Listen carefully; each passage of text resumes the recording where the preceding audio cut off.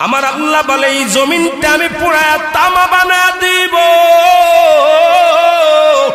এই জমিনের মধ্যে যত পানি আছে পানিগুলো আমি আল্লাহ পুরায়া ছাই বানায়া দিব।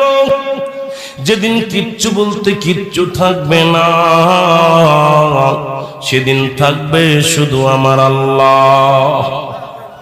আজকে কার জন্য সুদ খাও, কার জন্য ঘুষ খাও, কার জন্য ব্যভিচার করো, কার জন্য অন্যায় করো রে মন, কার জন্য তোমরা এত বাহাদুরি করো। আরে আজকে একটা কথা বলতে গেলে কষ্ট হয়। এই জমিনটা আল্লাহ পুরায়া তামা বানায়া দিবে। এই জমিনের মাটিগুলো পুড়ে হবে তামা। এই জমিনের যত পানি আছে পানিগুলো পুড়ে হবে ছাই।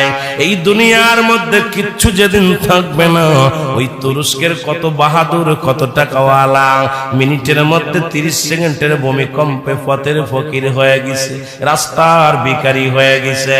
আজকে তুমি দুনিয়ার মধ্যে কতই না মস্তানি করলা, এই দুনিয়ার কিচ্ছু নিয়ে যেতে পারবা না। এই মুসলমান, 1 নাম্বার মানুষের মৃত্যু হলে 1 নাম্বার বিপদ হলো মানুষের মরণ, 2 নাম্বার বিপদ হলো কবর, 3 নাম্বার বিপদ হলো কিয়ামতের ময়দান। একবার কেন চিন্তা করো না রে মন, একবার 1 নাম্বার মরণ, 1 নাম্বার বিপদ হলো মানুষের মরণ। এই মরণের পেয়ালা পান করতে হবে, এর মধ্যে কোন সন্দেহ নাই। জোরে জোরে চিল্লায়া বলা যাবে না ঠিক কিনা?